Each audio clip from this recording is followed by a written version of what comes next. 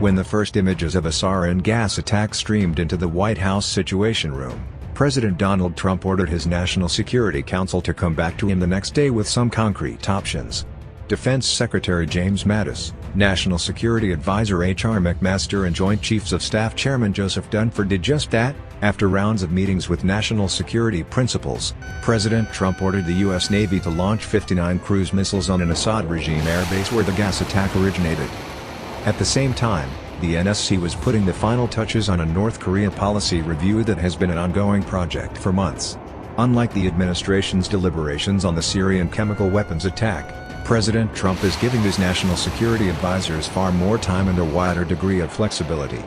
Before the policy review began, The Wall Street Journal reported in March that Deputy National Security Advisor K.T. McFarland directed aides to include ideas that one official described as well outside the mainstream.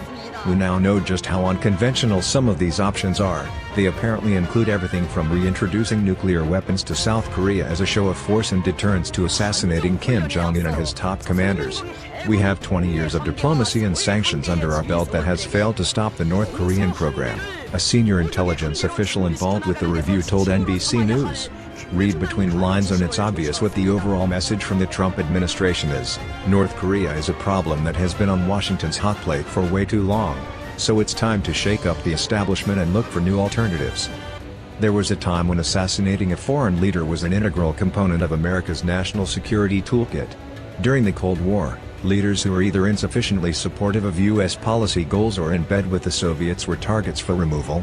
Cuba's Fidel Castro, Congo's Patrice Lumumba, the Dominican Republic's Rafael Trujillo and Guatemala's Jacobo Arbenz were all on the CIA's hit list at one point in time, and Libya's Muammar al-Gaddafi was a frequent target due to his sponsorship of international terrorism.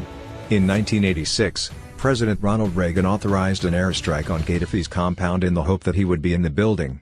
After 3 months of interviews across the national security bureaucracy, the New York Times Magazine concluded that the assassination of Gaddafi was the primary goal of the Libyan bombing in 1986. The Cold War, however, has been over for 25 years. Killing foreign political officials, an option that was once always on the table, is now generally discouraged and frowned upon.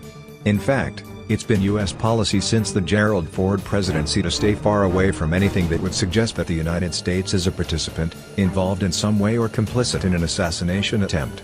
President Ford's executive order on this is quite clear: no employee of the United States government shall engage in, or conspire to engage in, political assassination.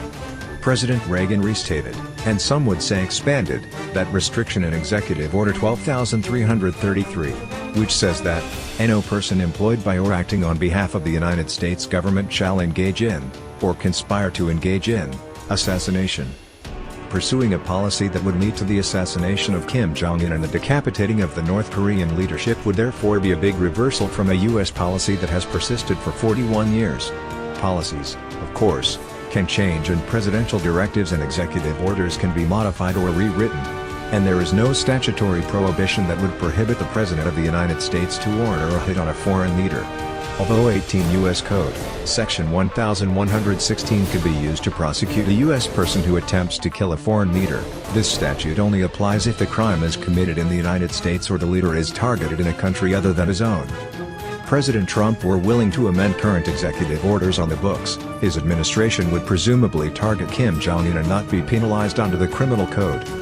The question that is just as important is whether assassinating Kim or the generals in charge of North Korea's nuclear program, ballistic missile program, military or intelligence services would be a good policy.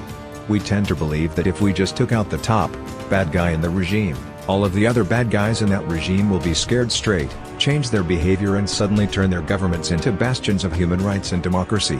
We've had experience with this belief before. Several days prior to major military operations in Iraq, Washington lobbed cruise missiles at Saddam and the Iraqi political leadership in the belief that perhaps further war could be avoided. Whether that hypothesis would have played out is unknown because Saddam survived those attacks. It's comfortable to assume that the Ba'athist leadership would surrender to coalition forces the next day, but it's just as likely that the war would go on. Putting Kim 6 feet underground is only one choice in a set of options that the National Security Council will present to President Trump for his consideration. It may even be a policy option that is so far outside the mainstream that Trump's national security aides would disabuse him of studying it further. Reaction from Beijing would be swift and unyielding, and as much as the South Korean and Japanese governments would like North Korea to behave more predictably, it's not at all certain that Seoul and Tokyo would believe that assassinating the men at the top would achieve that objective. One hopes that all of this talk is more of political gamesmanship to goad the Chinese into cooperating with the United States, and nothing more. North Korea is an entirely different situation than Iraq was in 2003. Kim Jong-un is solidly in power, having killed or marginalized anyone, including his uncle and half-brother, perceived to be even a minimal threat to his control. Unlike Iraq, whose military was demoralized and degraded by the Persian Gulf War in 1991 and by a sanctions regime over the next decade, North Korea is a nuclear weapons state with ballistic missiles that have the capability to level Seoul quickly and target U.S. bases in the region.